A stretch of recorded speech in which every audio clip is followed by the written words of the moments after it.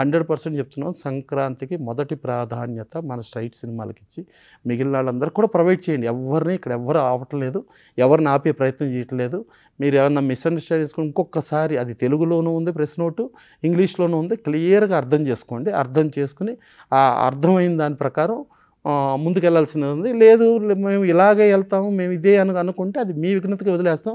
దీనికి ఎవరన్నా పెద్దవాళ్ళు ఉండి అదేం జరుగుద్ది ఇదేం జరుగుద్దని ఎవరన్నా మాట్లాడితే అది ప్రేక్షకుడు గనక తెలుగు ప్రేక్షకుడు భావోద్వేగాలకు గురైతే ఇది ఏదో అన్యాయం జరుగుతుంది అది ఇదని అనుకుంటే వాళ్ళల్లో ఒక ఎమోషన్స్ వస్తే ఆ ఎమోషన్స్ని ఆపగలగటం ఎవరి వల్ల కాదు. దయచేసి ఆ ఎమోషన్స్ని రెచ్చగొట్టేట్టుగా ఉండకుండా ఇది లివ్ లెట్ లివ్ కంపల్సరీ మన స్ట్రైట్ సినిమాలు మొదటి ప్రాధాన్యత ఇస్తూ డబ్బింగ్ సినిమాలకు కూడా ఇస్తూ చేయటం కరెక్టు. ఇక దాడితే కొంతమంది ఏంటంటే ఏదో సరే దిల్ రాజు గారిది ద్విభాష త్రిభాష లేకపోతే మల్టిపుల్ లాంగ్వేజ్ సినిమా అనే టాపిక్ కూడా ఏదో వచ్చింది, ఇప్పుడు వారసుడు వచ్చింది, రేపు ఏదో అజిత్ సినిమా కూడా అని చెప్తున్నారు.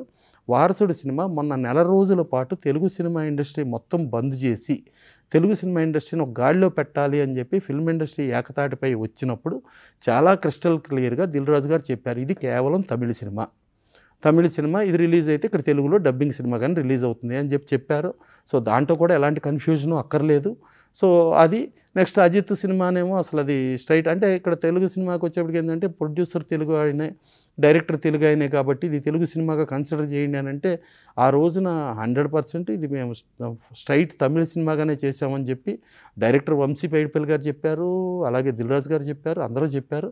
డెఫినెట్గా దానికి థియేటర్లో అందరికీ అంటే ఈ స్ట్రైట్ సినిమాలకు మొదటి ప్రాధాన్యత ఇస్తూ అందరికీ కూడా అడ్జస్ట్ చేసుకుంటూ ఉంటే ఫైనల్గా వచ్చేటప్పుడు రిజల్ట్ సక్సెస్ఫుల్ సినిమా ముందుకెళ్తుంది, ఫెయిల్యూర్ సినిమా వెనక్కి వెళ్ళిపోద్ది. ఈవెన్ 2019లో కూడా మనం ఏమి చేసినా కూడా ఫైనల్గా సక్సెస్ అయిన సినిమా ఏంటంటే సక్సెస్ అది అంతేగా, అది ప్రేక్షకుడికి ఏ సినిమా నచ్చితే ఆ సినిమానే ఆదరిస్తారు. అది ఎక్కడదే ఏంటి అనేది చూడరు. డెఫినెట్గా అది క్లియరు.